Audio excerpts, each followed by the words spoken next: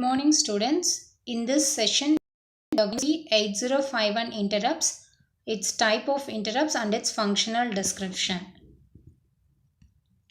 So 8051 interrupt is nothing but it is a disturbance that occurred when your normal program is getting executed.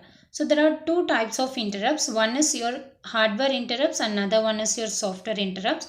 And also we can call it as an internal interrupts and external interrupt. So the internal interrupts are going to be timer 0, next timer 1, serial port interrupts, that is RI and TI, and types of external interrupts is going to be INT 0, INT 1. Okay, these are all the interrupts that we are going to see. So in this types of internal interrupts, we have a timer 0 overflow interrupts. So timer 0 overflow interrupt indicate by TF0 in TCON register. TCON is nothing but timer control register being set. Next, timer 1 overflow flag will be indicated by TF in TCON register. What is the necessity of using this TF0 and TF1 in the sense? Timer flag is set. Suppose if I wanted to use the timer to count, to create a time delay from 0000 to EFFF. Suppose if I wanted to create a time delay with this, so your timer will start to create a delay from 0000 and it create a pulses until EFFFF is created. So till the timer is created a time delay, your TF flag will be reset. Once the time delay is created, your TF flag is set. It means that the timer flag will be set and it is indicated by your TCON register. TCON is nothing but timer control register. Then serial port interrupt. There are two serial port interrupts available. One is your TI, another one is your RI. So in the previous session, while writing the program, we have discussed the importance of timer interrupt flag, that is TI, serial interrupt flags, that is transmit interrupt flag and receiving interrupt flag.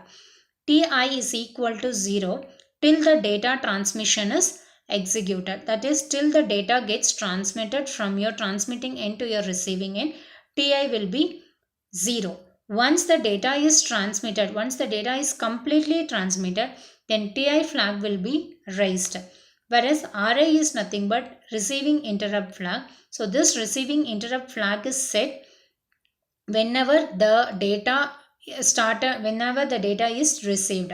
So when the data is received completely at the receiving end, so when the data is available at the S buffer register of your receiving end, then this particular RI instruction, RI will be set. So this RI and TI is mainly meant for serial communication interrupt. So this TI will be set whenever the data is transmitted and RI is set whenever the data is received. So when RI and TI is equal to 1, it indicates that the data transmission and receiving at the sending end and the receiving end is over. To come back for the original process, again and again it has to repeat, means while coming out of the loop, we need to clear this TI and RI. Then only you can come for your next session. Then types of external interrupt. The external interrupts are going to be INT 0 and INT 1.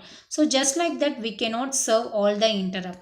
The interrupt has its own vector location and also it is having its own priority. Therefore, the table whatever it is given here, it indicates the vector location and its priority. So the vector location and its priority is shown over here. And also we know that we have 5 interrupts including a reset. It is going to be set. Reset is a common interrupt that is going to happen whenever the program is resetted. Whenever we are going to reset the program by means of your reset button. So that is the reset. So when reset is pressed, completely all the control will be lost and all addresses will be 0 and the stack pointer represents your 07H.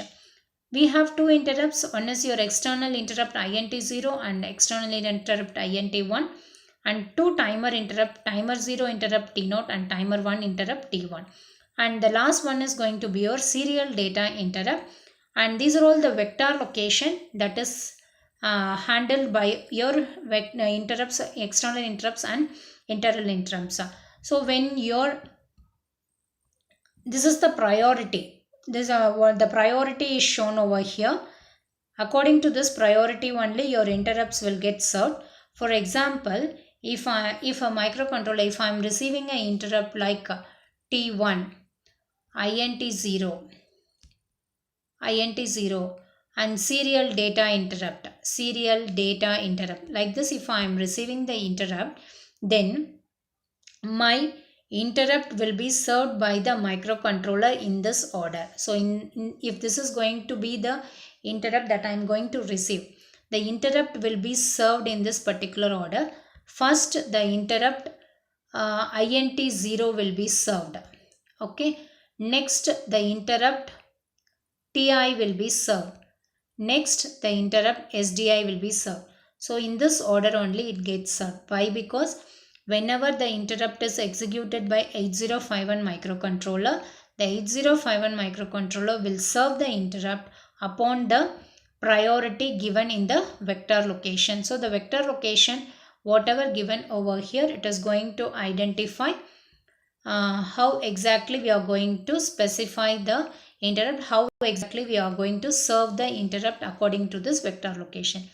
One more thing is polling. What is meant by polling? In the sense, it is also similar to that of your interrupt vector. It will also serve the interrupts, but the difference is however the interrupt comes, like that it serves. For example, if INT0 is going to come as a first one, for example, you can consider if I am going to receive my interrupt like T0, INT0, reset. Okay, if this is going to be the interrupt in this order, if we are getting, who comes first? That is first come first served. That is the polling concept.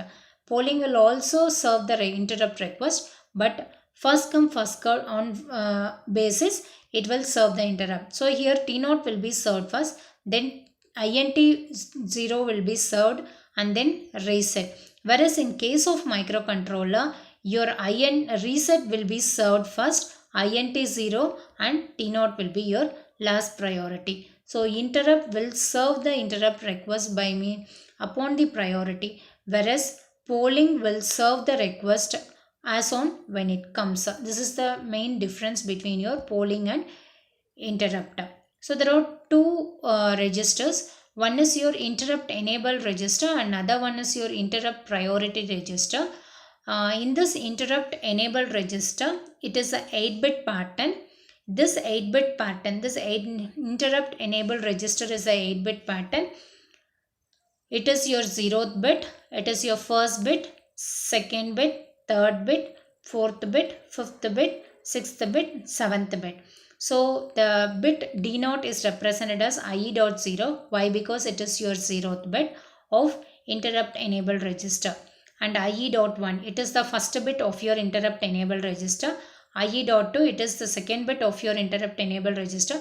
Likewise, the still 7th bit we need to write. And here you have EA. EA is nothing but enable all. That is, you are going to enable all the interrupts manually with the help of your enable all register. And EX0 is your external interrupt. ET0 is your external interrupt. It is your timer interrupt. T stands for timer, X stands for external interrupt. So this will be your INT0 and this is going to be your INT1 and it is going to be your T0 and it is going to be your T1 and ET2 will not be used. Why? Because in a 8051 microcontroller we don't have the timer T2. Only we have timer T0 and T1. That is why this one we are going to neglect it. Then ES is going to be enable serve. Next is your, these are all the significance that we are going, that I have already discussed. Next is your bits of IE register. So in the bits of IE register is also explained. Next to priority. Priority in the sense in which priority it is going to get served. For example, priority all. Okay. Next one, it is interrupt priority. That here PX0 px0, it is your external interrupt serving the priority, that is int 0, t0, int1, t1, ps. This pt2 will not be utilized, and this is used for enabling, giving priority to all the interrupt. So I'll show this one. Here you can check. You could see px0, which is nothing but int 0. So this will be at highest priority when you are giving high in this, that is when you are giving logic 1 in this particular block.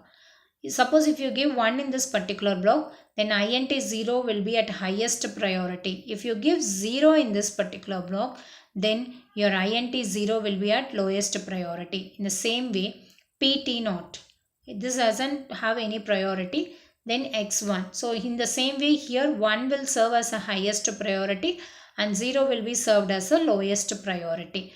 And upon the interrupt vector location, all other timer vectors will be served. So this is your interrupt priority register.